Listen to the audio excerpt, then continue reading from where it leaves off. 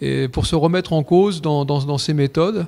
Et donc Gaël va présenter une étude très intéressante sur les indices qualité à prendre en compte pour les réseaux routiers, et en particulier pour les réseaux routiers de catégorie 4, qui sont, vous avez vu notre préoccupation, hein, la France a juste revêtu pratiquement tout son réseau routier et de chemin.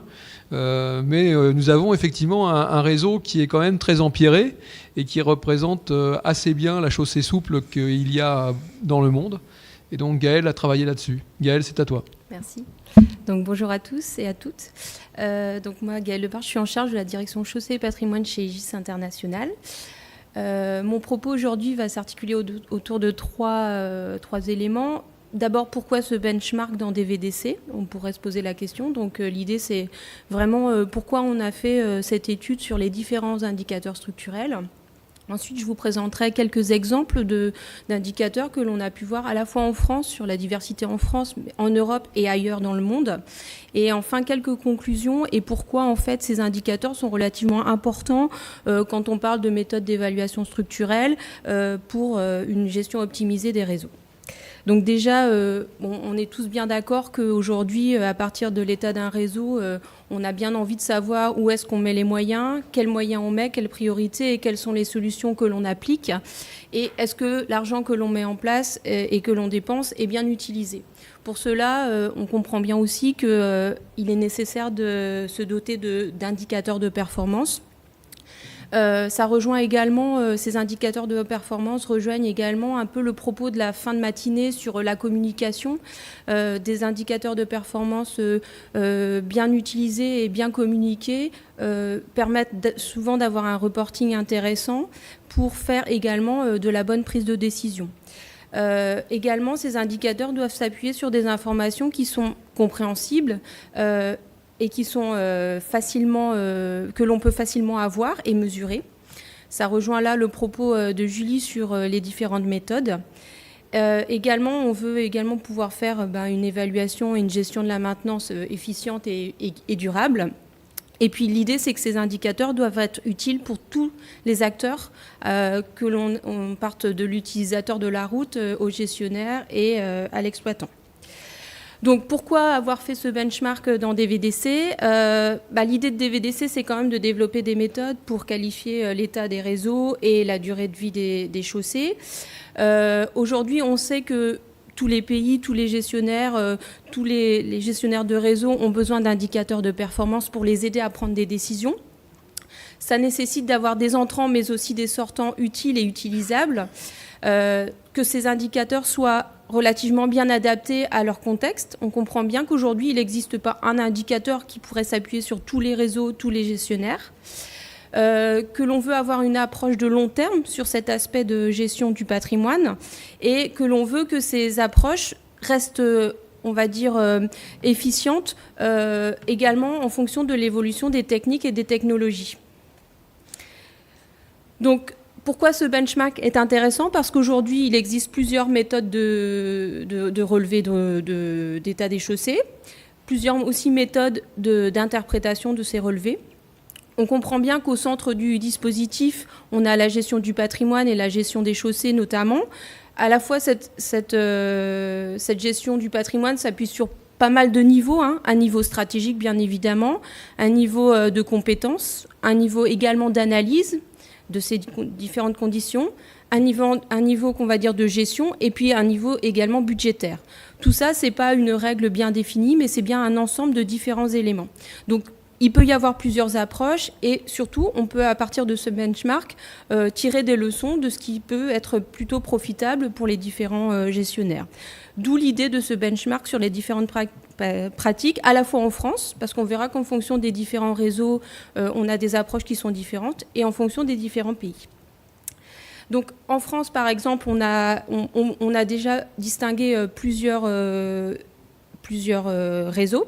Le réseau national, on va dire, qui s'attarde sur un indicateur global qui s'appelle l'IQRN, qui est donc la combinaison de plusieurs notations surface et structurelles, et qui est un indicateur technico-financier, on va dire, qui définit en fait les travaux à réaliser pour que la chaussée atteigne son niveau d'un état neuf, en fait. Donc c'est l'idée de cette approche technico-financière. Elle est globalement la même avec quelques on va dire, différences sur le réseau concédé également. Ensuite, on voit que sur des niveaux de réseaux type départementaux ou métropole, ou voire de communes ou de communautés de communes, on est là sur des approches qui peuvent être très différentes. On l'a vu ça aussi, ça a été présenté par M. Marchand là en tout début en disant que les différents gestionnaires ont parfois différentes approches. Ces indicateurs sont souvent proches de l'indicateur IQRN, mais pas forcément. L'idée étant que aujourd'hui, ce que l'on peut en tirer, c'est qu'il n'y a pas vraiment un standard commun à la fois sur les différents types de réseaux. On peut aussi voir que sur les réseaux type communauté de communes ou même communaux, aujourd'hui, on est sur des standards qui ne sont pas vraiment arbitrés et qui ne sont pas clairement définis. Ensuite, à l'étranger, on s'est attardé sur quelques pays. Aujourd'hui, par exemple, on a fait une étude de ce qui se passe en Allemagne. En Allemagne, ils font une collecte des données tous les 4 ans de l'ensemble de leur réseau et passent, eux, par un indicateur qui est plutôt un indicateur d'état qui va de très bon à très mauvais, donc avec 5 notes, avec des niveaux d'alerte et d'intervention. Donc ça, c'est le deuxième type d'indicateur qui peut exister. On a parlé des indicateurs technico-financiers qui sont là plutôt pour définir des solutions pour revenir à un état neuf. Et là, on est plutôt sur des indicateurs pondérés qui permettent de donner un état du réseau.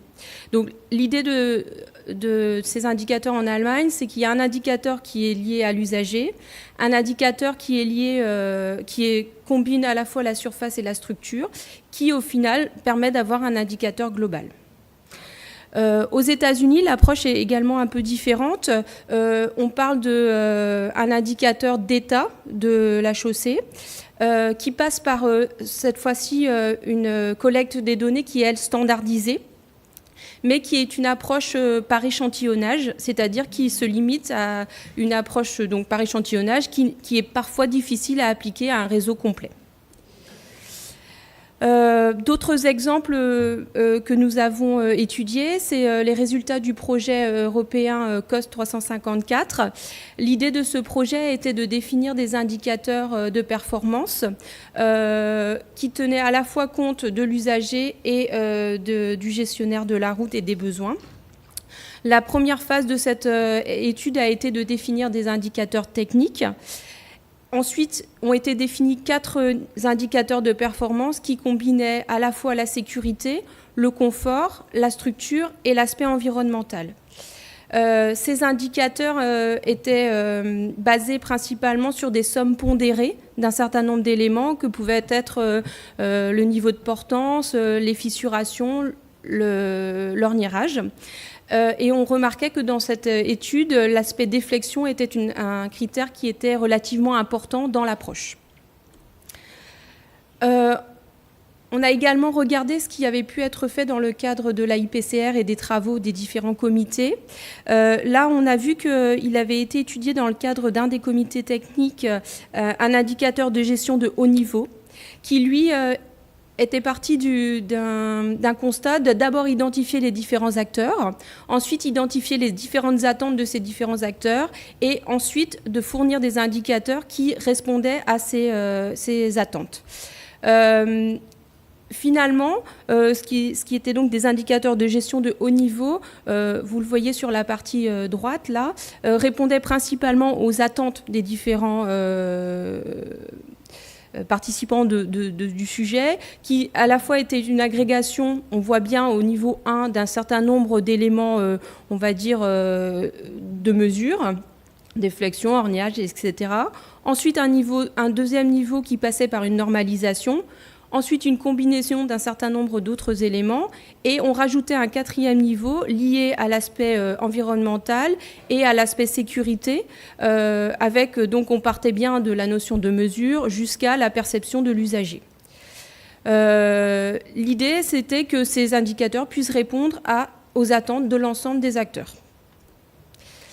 Ce que l'on peut retirer comme principale conclusion de cette étude sur les indicateurs structurels, c'est qu'on comprend bien que ces indicateurs sont très souvent liés aux méthodes de traitement et de qualification de l'État, donc de collecte et de traitement ensuite de ces données que l'on va avoir récupérées. Que tous ces indicateurs sont donc basés sur ces éléments de caractérisation, donc, que peuvent être la fissuration, la déformation transversale, longitudinale, etc. Que certains de ces indicateurs prenaient en compte le profil longitudinal, mais ce n'était pas le cas de l'ensemble, puisque c'est une mesure qui n'est pas forcément relativement simple à réaliser et qui peut être coûteuse. Un autre point que l'on a pu constater, c'est que la déflexion, qui avait pu être un des facteurs importants dans l'établissement de ces différents indicateurs, n'est plus toujours très utilisée de par sa sensibilité à un certain nombre de facteurs qui peuvent être des facteurs non structurels, comme la température, etc., le trafic. Et également, sur certains types de chaussées, la déflexion n'étant pas forcément le critère permettant de constater le vieillissement, celui-ci pouvant être apparu préalablement par d'autres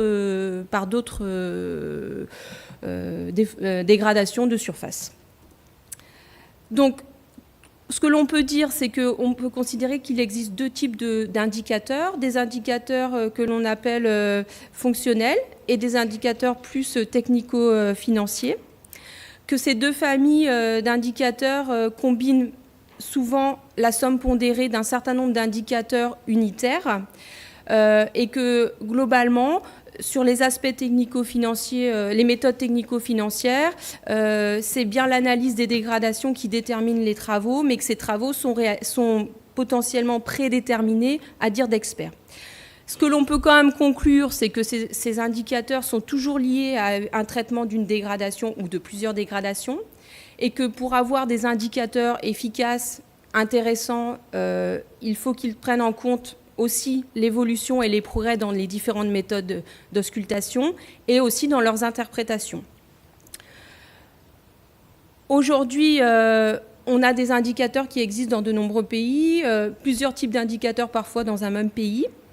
Il n'existe pas une approche générale partagée par l'ensemble des gestionnaires, mais que tous ces indicateurs sont forcément liés à des méthodes de qualification de l'état de la route et du niveau de service que l'on veut apporter.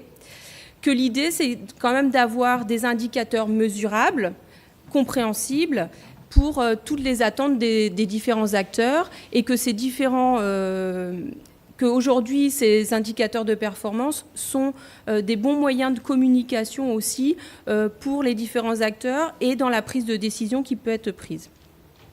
Donc en termes de conclusion, on voit bien qu'au cœur du système, pour une approche relativement long terme, on part bien d'un niveau de patrimoine avec des mesures qui évoluent, des approches, etc. La définition d'indicateurs qui peuvent être liés au contexte, qui peuvent être liés à un certain nombre d'informations et aussi surtout liés à un niveau de service attendu. Et que globalement, l'association de ces mesures et de ces indicateurs doit être là pour répondre aux attentes des différents acteurs, pour faire globalement aussi un reporting qui soit clair et qui soit partagé.